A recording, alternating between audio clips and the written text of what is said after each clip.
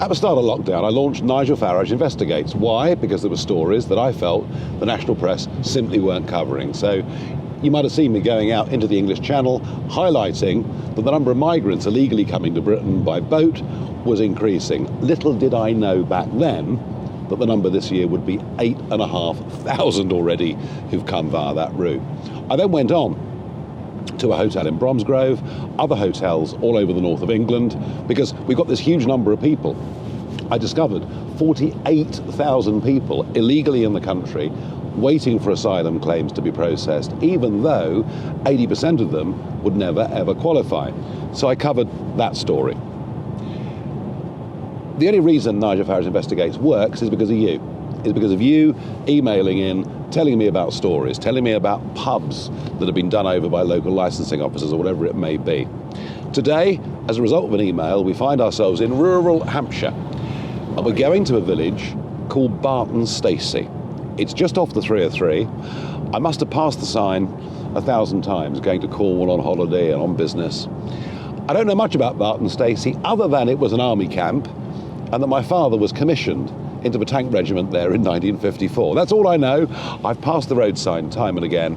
In a minute, we'll take the left-hand turn and go and have a look. What I do know is the population of Barton Stacey is 1,000 people, and that what was the big army camp back in the 1950s is now MOD land that isn't being used for anything, and the Home Office have got their eyes on it, because remember, we went to Napier Barracks in Folkestone, there was another army camp in Pengelly, and they were all filled up with people who'd recently arrived from across the Channel. Indeed, there's a new story out today, Jamie Johnson, Daily Telegraph, under an FOI, that at least 2 people a week are absconding from Napier Barracks and just disappearing off into the community. So far, this story about Barton Stacey has not had much coverage. It seems to me, and we'll find out more when we get there, but it seems to me it's right next to this main road. The nearest town is Andover, a few miles away, and the concerns I've got from residents who've emailed me is there are going to be up to 500 people, mostly Africans, because that's who's coming in to the UK now across the Channel, and they'll be free to wander alongside this road to go into Andover. So we're going to get there, meet some of the people who've emailed in to me. This is Nigel Farage Investigates in rural Hampshire. So here we are, we're on the 303, here's the turn off to Barton Stacey. Beautiful there. Yeah, fish there. So this really is rural Hampshire. Jack Hargreaves, Hampshire. Fishing, shooting, rural life. It's about to change.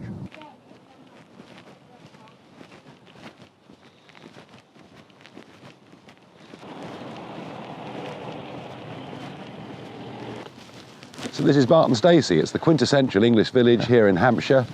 The church, 10th century church, so that's before the Normans came. The post office, the pub, not open, alas. You need your parish councillors and district councillors. They've all got to fight pretty hard. Yeah, I mean, I think we're quite united in not really wanting this, aren't we? So chatting to local residents inside the store here, you can imagine there's a huge level of concern. As someone said, all we've got here is a trout fishery. There are no toilets, there are no facilities, there's nothing. So they are genuinely concerned about what's going to happen. And they're hoping that their parish council, district council, county council and local MP will kick up enough of a stink. What's the perception amongst local people? I'm sure you, as chairman of the parish council, your finger's on the pulse. They're not happy. No. They're not Well, happy. I mean, they are understanding, and they understand that these people are, have got to be looked after. But you don't look after young men or anyone by plonking them down in the middle of nowhere with nothing to do. I mean, as you say, 500 young men with nothing to do, and right next to a main road as well. Right next door to a really busy main road. And do you think the Home Office have come and looked at the site? And Well, I would like to think that they have, but I can't believe, because any self-respecting man or woman would take one look at that and say, well, this just won't do. so they always say, the Home Office always say that it's intended to be temporary. I know. But all the while the flow across the English Channel comes, Yeah. it tends to become permanent. No, I mean, temporary, I say to people, I mean, various people have run me up and said, what do you think? And I said, well, how do you define the word temporary? Quite. No, quite. No, quite. Nigel, all I can say. Well, what a pleasure to meet you, and thank you. And I wish you well. I really do. I love honey. What it is? It's quite. I guess it's Hampshire honey from Mrs. Peasby. He wasn't buying the honey. No, I'm going to buy some honey. Absolutely, absolutely. Your honey. Better give him his change. Well, thank you very much. No, I'm going to insist that you put the rest in the church box. Oh, well, I will. I am. What a beautiful church, and 10th century, wonderful. You know, it's. Bootle this way, my darling. Because there aren't that many 10th century churches. Lots of 11th and 12th century churches, but not that many 10th. So his father started off his... My father was commissioned here in 1954. Yes, in the tank regiment. Yeah. There we are. I don't want you to disagree. That is going to be for my breakfast tomorrow. There's no question about that. Well, not all of it. No. You might be quite ill. Well, delightful people. You know, the Brigadier is chairman of the local parish council. I'm looking forward to the honey. Yeah, it's a beautiful village, and they're obviously very, very worried. But actually, given just how inappropriate this site is, there may just be a chance of getting this one stopped.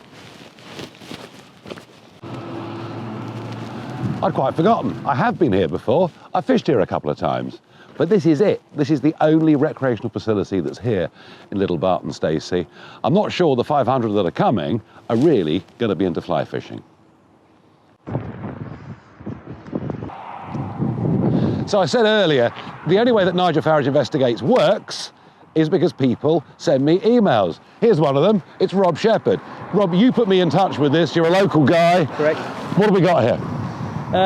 Basically, this is the new site where 500 asylum seekers will be housed temporarily if it all gets voted through. Basically, they say temporarily, but like I say, the average claim I think takes about 6 months. And then there's an appeals process. Correct, and with hundreds coming in each month, there's going to be, like I say, there's going to be hundreds of these locations dotted around the country, I think, the next few years.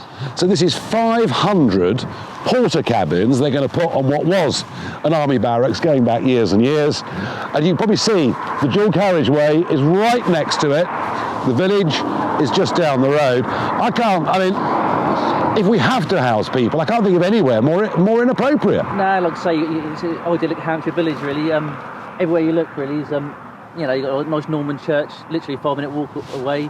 So people come here to sort of mainly to retire in peace and quiet, live their lives in you know, sort of tranquility, and you can have a mini Calais jungle dumped on their doorstep, aren't they, at the end of the day? So I went into the village and people were quite polite, but I'd imagine there's some genuine concern. But what are 500 young men put here? What are they? I mean, they're going to walk down the road to Andover, aren't they? Correct. Yeah, I mean, like I said, the population of that village is 1,000. I think, like I say, you've got 7 miles you're in Andover.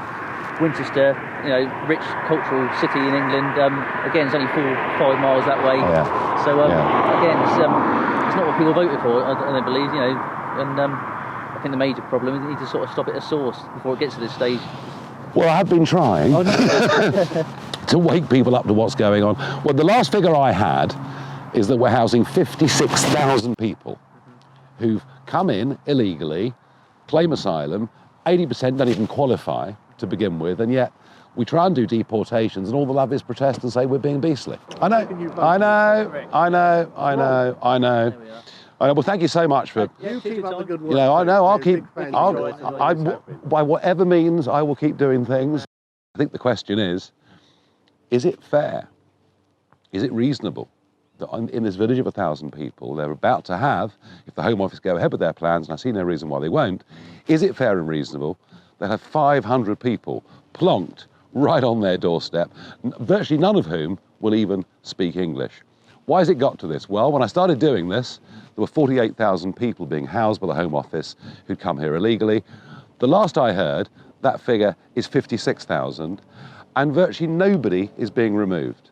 Those who failed their asylum claims aren't being removed. We've even had cases of serious foreign criminals, and I'm talking about rapists and murderers, who, when they're about to be deported, some of the lovies turn up and say, no, they should stay. I can't quite work out what sort of madness has gripped us. But in a sense, starting off on the coast in Sussex, seeing areas where little boats were landing, and finishing up months later here with my last report of the year from Barton Stacey, just shows you we have got a massive problem. It is costing us billions and billions of pounds. It is causing us social problems. And I want to say this, there is, I have no doubt, a real question here of national security. President Macron in France, in the wake of some horrific, horrible attacks over the course of the last couple of months, he is actually protecting France's borders, doing his utmost to stop illegals getting into France via the southern border, so much does he fear this is a means for terrorists to get into the country. We do not have a clue who we're letting in, and when we get people here, they're simply able, as we've seen at Napier Barracks, to abscond, just disappear into the community. And I know we've got the COVID crisis, I know we've got endless Brexit talks, but with this, we are storing up massive social problems for our future. I keep hearing something's going to be done. Chris Philp, the immigration minister, is promising new laws next year, but how's that going to work, given that we've already accepted we're going to stay part of the European human rights regime, and it's under the Human Rights Act, by which we put it into UK law, that people appeal again and again and finish up not being deported. I don't look forward to 2021, frankly, with any prospect of this situation improving. I really don't.